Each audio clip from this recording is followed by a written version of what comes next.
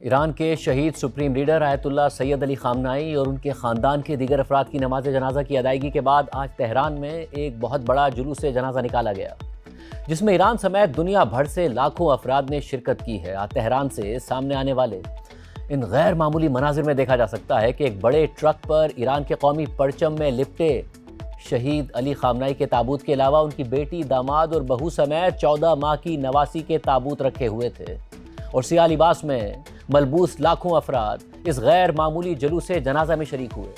ایرانی سرکاری T V سے نشر ہونے والی ہیلی کاپٹر فوٹیج میں دیکھا جا سکتا تھا کہ تہران کے آزادی اسکوائر سے شروع ہونے والا انسانوں کا سمندر آزادی اسٹریٹ پر کئی کلومیٹر تک پھیلا ہوا ہے، اور جلوس کے دوران ہزاروں سوگوار شہید علی خامنائی کی میت والے ٹرک کو چھونے کی کوشش کرتے رہے، جبکہ بعض افراد اپنے رومال اور دیگر اشیاء ٹرک پر موجود افراد کی طرف اچھالتے رہے تاکہ وہ انہیں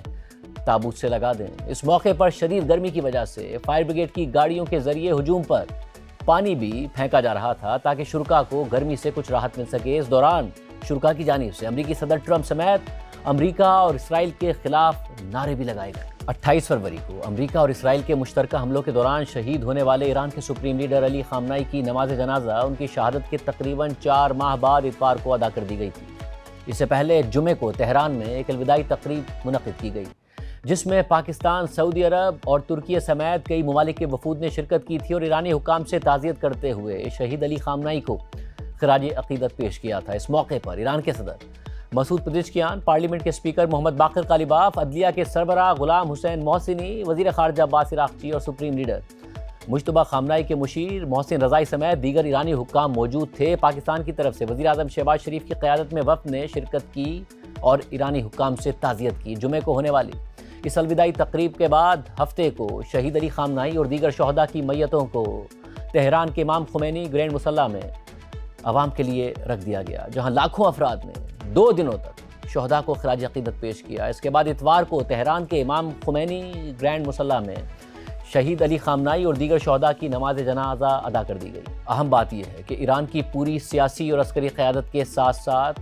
شہید علی خامنائی کے باقی 3 بیٹے نماز جنازہ میں شریک ہوئے، لیکن نئے سپریم لیڈر مجتبیٰ خامنائی شریک نہیں ہوئے۔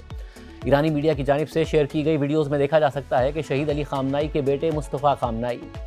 میسم خامنائی اور مسعود خامنائی تہران کے امام خمینی گرینڈ مصلی کے وسیع صحن میں رکھے گئے تابوتوں کے پیچھے نماز جنازہ ادا کر رہے ہیں۔ اس کے علاوہ ایران کی حکومت کے 3 اہم اراکین صدر مسعود پزشکیان، پارلیمنٹ کے اسپیکر محمد باقر قالیباف اور عدلیہ کے سربراہ غلام حسین محسنی بھی نماز جنازہ ادا کرتے ہوئے دکھائی دیے۔ اسی طرح ایران کی اعلیٰ عسکری قیادت بھی شہید علی خامنائی کے جنازے میں شریک تھی، جن میں سب سے اہم نام ایران کی طاقتور پاسداران انقلاب کے سربراہ جنرل احمد وحیدی کا ہے، جو نماز جنازہ میں شریک تھے، لیکن غیر معمولی طور پر نماز جنازہ کے موقع پر شہید علی خامنائی کے جانشین اور موجودہ سپریم لیڈر مجتبیٰ خامنائی نظر نہیں آئے۔ واضح رہے کہ مجتبیٰ خامنائی بھی 28 فروری کو اپنے والد اور دیگر اہل خانہ پر ہونے والی بمباری میں شدید زخمی ہو گئے تھے، جس کے بعد سے وہ سیکیورٹی خدشات اور علاج کی وجہ سے منظر عام سے غائب ہیں، اور اب یہ سوال بھی اٹھ رہا ہے کہ کہیں مجتبیٰ خامنائی ابھی تک بہت زیادہ زخمی تو نہیں ہیں جس کی وجہ سے وہ اب تک سامنے نہیں آئے ہیں، لیکن یہ توقع بھی ظاہر کی جا رہی ہے کہ شاید مجتبیٰ خامنائی آنے والے دنوں میں جنازے کی دیگر تقریبات یا پھر اپنے والد اور اہل خانہ کی تدفین کے دوران منظر عام پر آئیں، کیونکہ جمعے سے شروع ہونے والے جنازے کے ان عوامی اجتماعات کا سلسلہ جمعرات تک ایسے ہی جاری رہے گا، اور آج تہران میں مرکزی جلوس جنازہ کے بعد شہید علی خامنائی سمیت دیگر شہداء کی میتوں کو زمینی راستے سے قم لے جایا جائے گا، جو ایران میں ایک اہم مذہبی شہر سمجھا جاتا ہے، اور پھر منگل کو قم میں ایک مرکزی جلوس جنازہ ہوگا۔ اس کے بعد بدھ کو شہید علی خامنائی کی میت کو طیارے کے ذریعے عراق لے جایا جائے گا، جہاں نجف اور کربلا میں جلوس جنازہ ہوگا۔ پھر جمعرات کو میت کو دوبارہ ایران لایا جائے گا، جہاں مشہد میں ایک اور جلوس نکالا جائے گا، اور پھر ایران کے شہید سپریم لیڈر کو ان کے آبائی شہر مشہد میں امام علی رضا کے روضے میں دفن کر دیا جائے گا۔ ایرانی حکام آئندہ دنوں میں بڑے جلوسوں کے لیے لاکھوں لوگوں کے اکٹھے ہونے کی توقع کر رہے ہیں، اور اس مقصد کے لیے آمد و رفت، کھانے اور رہائش کا انتظام کریں گے۔ ساری صورتحال میں ایران اپنے شہید رہنما کا غم منا رہا ہے، اور اس غم کو پوری دنیا دیکھ رہی ہے، اور لوگوں کی ایک غیر معمولی تعداد اس میں شرکت کر رہی ہے، اور ایسے میں امریکی صدر ٹرمپ کا بھی رد عمل سامنے آیا ہے، اور وہ حیران ہیں کہ ایرانی اتنی بڑی تعداد میں اپنے شہید رہنما کا غم کیوں منا رہے ہیں۔ امریکی نیوز ویب سائٹ ایکزیوس کے مطابق امریکی صدر ٹرمپ نے ان کے نمائندے سے بات کرتے ہوئے کہا ہے کہ وہ ایران کے سابق سپریم لیڈر علی خامنائی کے جنازے پر نظر رکھے ہوئے ہیں۔ اس دوران ٹرمپ نے پھر یہ دعویٰ کر دیا کہ ایرانی معاہدہ کرنے کے لیے منتیں کر رہے ہیں، مگر ساتھ ہی ٹرمپ نے یہ بھی کہا کہ دونوں فریقوں نے علی خامنائی کی تدفین کا عمل مکمل ہونے تک ایک ہفتے کے لیے مذاکرات روکنے کا فیصلہ کیا ہے۔ ٹرمپ کے مطابق اس دوران دونوں طرف سے ایک دوسرے پر کوئی حملہ نہیں کیا جائے گا۔ اس دوران ٹرمپ نے کہا کہ سارے ایرانی حکام وہاں موجود ہیں اور اگر ہم ایک حملہ کریں تو ہم سب کو ختم کر سکتے ہیں، لیکن ہم ایسا نہیں کریں گے کیونکہ پھر ہمارے پاس مذاکرات کرنے کے لیے کوئی بچے گا ہی نہیں۔ ٹرمپ نے مزید کہا کہ انہیں یہ دیکھ کر حیرت ہوئی کہ کچھ ایرانی علی خامنائی کے جنازے میں رو رہے تھے کیونکہ ٹرمپ کا خیال تھا کہ لوگ خامنائی سے نفرت کرتے ہیں۔ ٹرمپ کے مطابق شاید ایرانیوں کے یہ آنسو جعلی ہیں۔ واضح ہے کہ گزشتہ ہفتے دوحہ میں امریکہ اور ایران کے درمیان تکنیکی مذاکرات ہوئے تھے، جس کے بعد ثالث ممالک پاکستان اور قطر نے مثبت پیش رفت کا اعلان کرتے ہوئے کہا تھا کہ اب دوبارہ مذاکرات شہید علی خامنائی کی تدفین کے بعد ہوں گے۔ ایسے میں اب یہ خبر بھی سامنے آ رہی ہے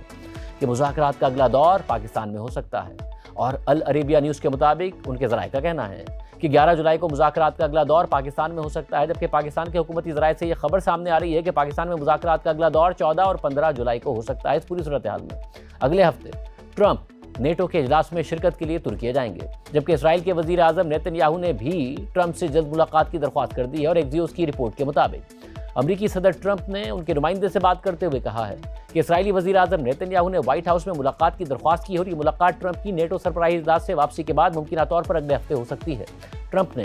مختصر ٹیلی فونک گفتگو میں کہا کہ ہمارے تعلقات بہت اچھے ہیں، نیتن یاہو جانتے ہیں کہ باس کون ہے۔